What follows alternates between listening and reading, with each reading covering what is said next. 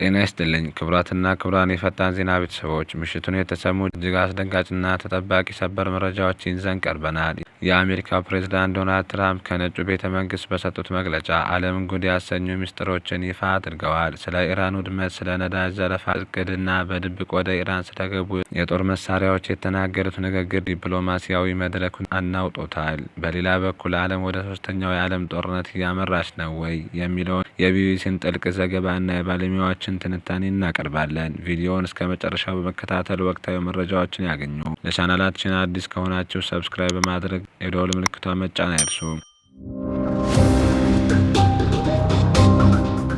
ቀጥታ ወደ መረጃችን ስናልፍ ፕሬዝዳንት ዶናልድ ትራምፕ ዛሬ ምሽት በሰጡት መግለጫ በኢራን ላይ ስላላቸው ቀጣይ እርምጃ ምንም አይነት መሸፈኛ የሌለው ንግግር አድርገዋል። ትራምፕ እንዳሉት ኢራን አሁን ባለችበት ሁኔታ ሙሉ በሙሉ ወድማለች ብለዋል። ጦርነቱ ዛሬ እንኳ ቢቆም ኢራን ወደ ነበረችበት ለመመለስ ከ15 ዓመታት በላይ እንደሚፈጅባት በመግለጽ የአሜሪካን ወታደራዊ የበላይነት አንጸባርቀዋል። ከዚህም በላይ ፕሬዝዳንቱ ከዚህ ቀደም ተከስቶ የነበረውን የኢራን የውስጥ አመፅ አሜሪካ በገንዘብና በጦር መሳሪያ ስትደግፍ እንደነበር በይፋ አምነዋል። በድብቅ መሳሪያዎችን ወደ ኢራን አስገብተን ነበር ያሉት ትራምፕ ዓላማው የኢራን መንግስት ከውስጥ እንዲፈርስ ማድረግ እንደነበር ገልጸዋል። ይህ መግለጫ በዓለም አቀፍ ሕግጋት ዘንድ ትልቅ ጥያቄ የሚያስነሳ ሲሆን ኢራን ስታቀርብ የነበረውን የምዕራባውያን ጣልቃ ገብነት ክስ እውነትነት ያረጋገጠ ሆኗል። ትራምፕ በግልጽ እንደተናገሩት የዚህ ጦርነት አንዱ ግብ የኢራንን ግዙፍ የነዳጅ ሀብት መቆጣጠር ነው። ነዳጃቸውን መውሰድ እንፈልጋለን፣ ምክንያቱም ሀብት ማካበት እፈልጋለሁ ሲሉ ለጋዜጠኞች ተናግረዋል።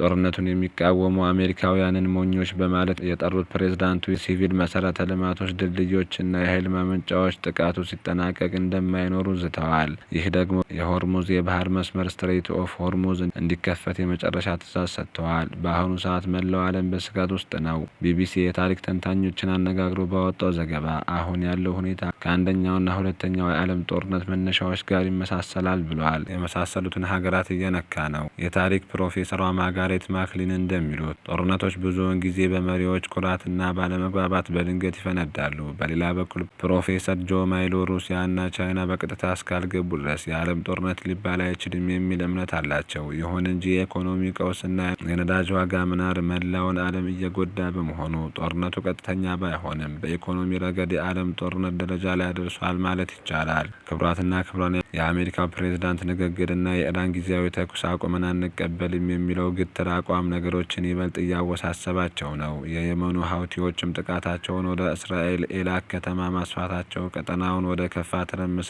እየከተተው ነው። እኛም ጉዳዩን እየተከታተልን ለእናንተ የምናደርስ ይሆናል። ሀሳብ አስተያየታችሁን በኮሜንት መስጫው ላይ አስፍሩልን። ለዛሬው ያዘጋጀነው መረጃ ይህን ይመስል ነበር።